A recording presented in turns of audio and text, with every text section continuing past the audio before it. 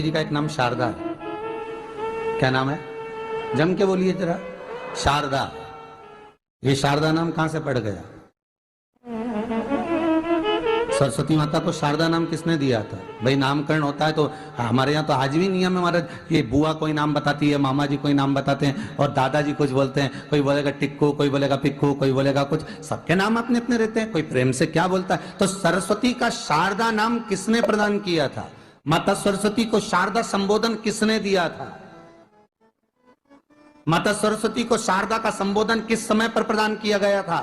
जिस समय पर शंकर और पार्वती भ्रमण पर निकल रहे थे और भगवान ब्रह्मदेव सरस्वती को ढूंढ रहे थे, और माता सरस्वती को ढूंढते हुए ब्रह्मा जब भगवान शंकर की साक्षी में पहुंचे हैं, तब भगवान शंकर से ब्रह्मदेव ने कहा, आप कहीं सरस्वती को देखें तो मुझे भेजिएगा, मेरे पास में भेजिएगा। शंकर भगवान ने उसी समय पार्वती से कहा, पार्वती, जैसे एक स्त्री जो पतिव्रता धर्म का पालन करने वाली है, एक नारी पतिव्रता धर्म का पालन करने वाली होती है, पति को परमेश्वर मानने वाली होती है, पति के चरणों का रसतत्व ग्रहण करने वाली होती है, तो वो पर पुरुष का स्मरण नहीं करती।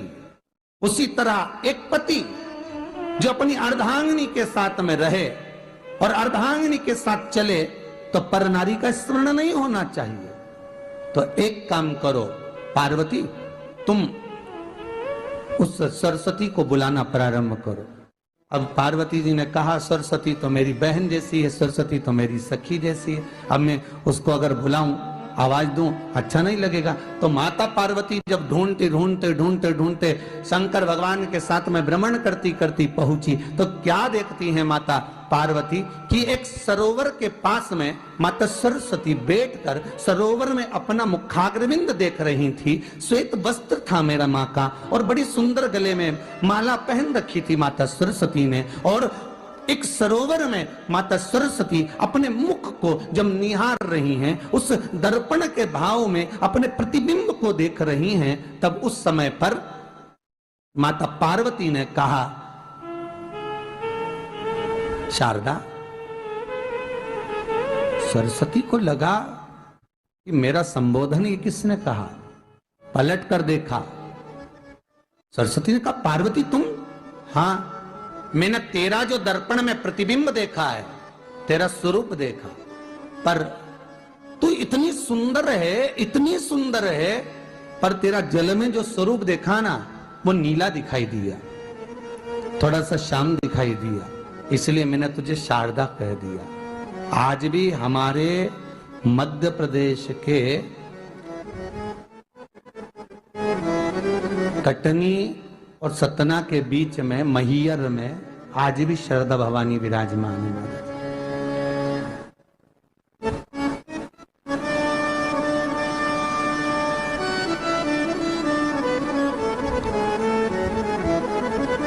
धार जिले में जाएंगे तो बाग क्षेत्र में मां बागेश्वरी, मां शारदा आज भी विराजमान।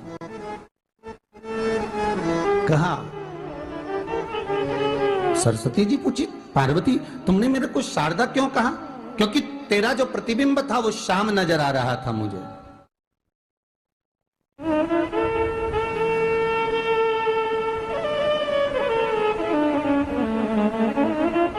उस प्रतिबिंब को देखकर मैंने तुझे शारदा का संबोधन दिया। तुम्हें ब्रह्मा जी बुला रहे हैं। सरस्वती ने कहा, पार्वती मैया, दीदी, आपने मुझे जो नाम दिया है, जगत के लोग, संसार के लोग मुझे इस नाम से जब पुकारेंगे, तो ये शारदा, ये सरस्वती स्वयं उसके कंठ पर, उसके मस्तिष्क पर सदा विराजमान रहेगी, ये शारदा बनकर। इसलिए हमारे स्कूलों में, हमारे काव्य ग्रंथों में, हमारे जो कविगण रात्रि को जो काव्य पाठ करते हैं, कविता का स्मरण करते हैं, वो सरस्वती की वंदना नहीं करते, हे शारदे मां, शारदा की वंदना करते।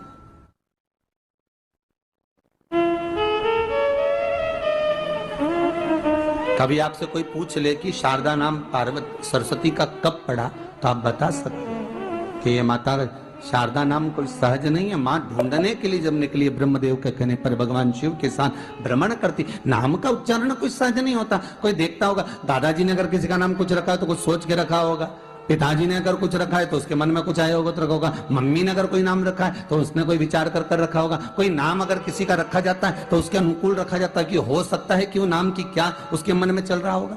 तो शारदा का संबोधन कोई सहज नहीं है। माता सरस्वती का एक नाम शारदा हुआ, इसलिए संबोधन में सरस्वती कम शारदे मां ज्यादा बोला जाता है। आप कब्द पाठ कर लो, नाम जाप कर लो, स्मरण कर लो।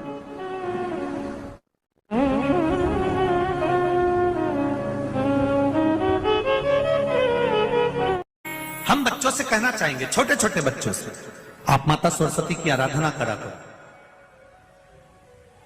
मेरे बच्चों से निवेदन है, कभी जिंदगी में अगर मौका मिल जाए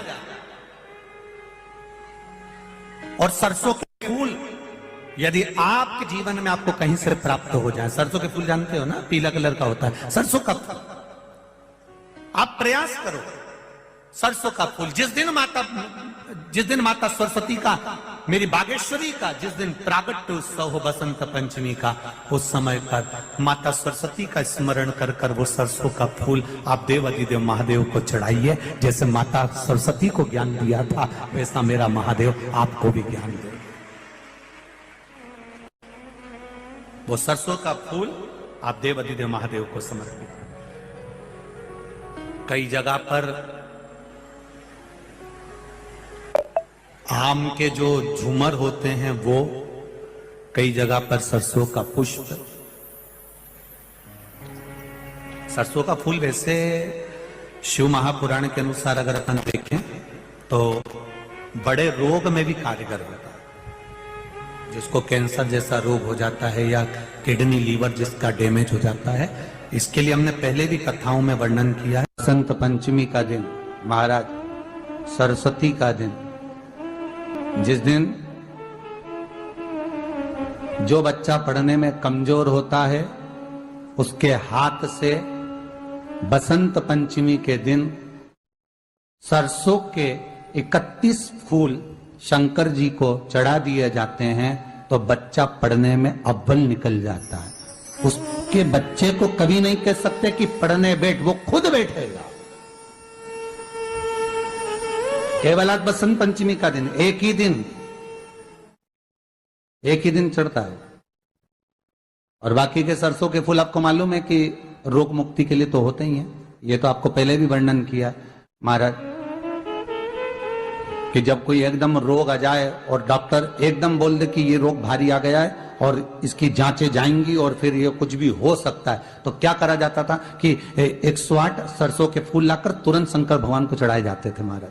तो चढ़ाने के बाद में रिपोर्ट अच्छी आती है। ऐसा नियम है। कहीं ठेका, कोई ठेकेदारी करते ना, जो ठेका भरते हैं कि भाई मेरा टेंडर आना चाहिए, मेरा ये काम होना चाहिए, मेरी मल्टी बनना चाहिए, या मेरा ये काम के लिए जा रहा हूं, ये काम फतेह होना चाहिए, उसके सबके हाथ पैर जोड़ने से अच्छा है एक काम करो, बस 108 सरसों के फूल उठाओ, शंकर जी का उद्धतेश्वर महादेव का नाम लिखो और छोड़ दो, शिव जी के ऊपर एक एक कर चढ़ा दो, वो ठेका तुम्हें ही मिलेगा, वो काम तुम्हारे पास ही आएगा।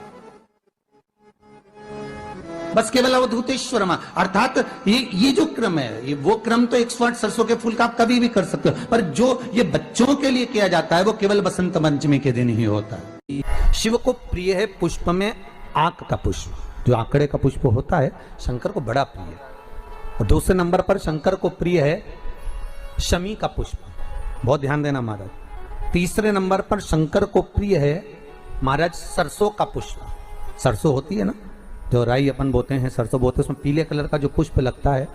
हमारा तो निवेदन रहता है जब तक सरसों आए तो प्रयास करा करो कि सरसों के 108 पुष्प शंकर भगवान पर चढ़ाना प्रारंभ कर दो।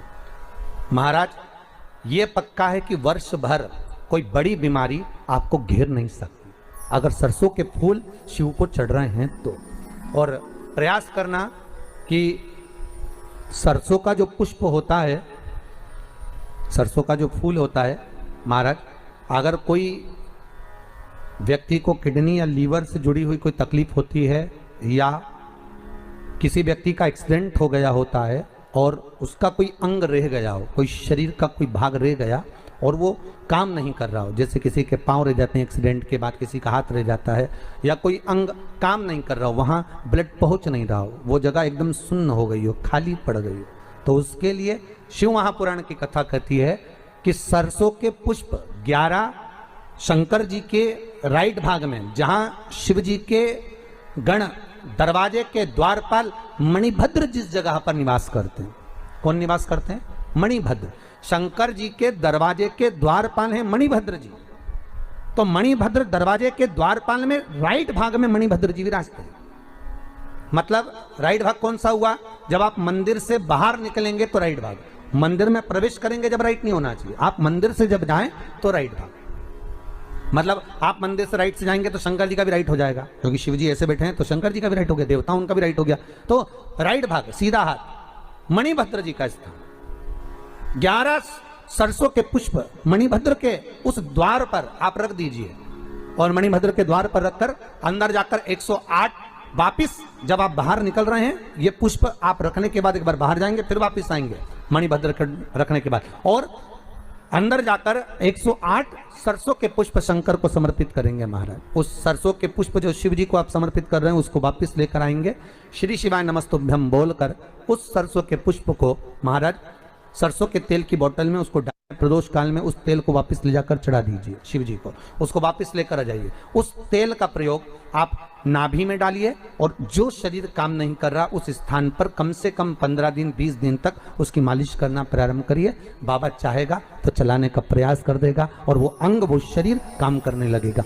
मणिभद्र का स्मरण, श्री शिवाय नमस्तुभ्यम, सब बोलिए एक बार जमकर, श्री, अरे पहले बोल दिया, हमारे साथ तो बोलो, श्री शिवाय नमस्तुभ्यम। भगवान शिव के मंत्र का स्मरण कर कर करते सरसों का जो पुष्प है उसमें आनंद की अनुभूति है, आनंद के लिए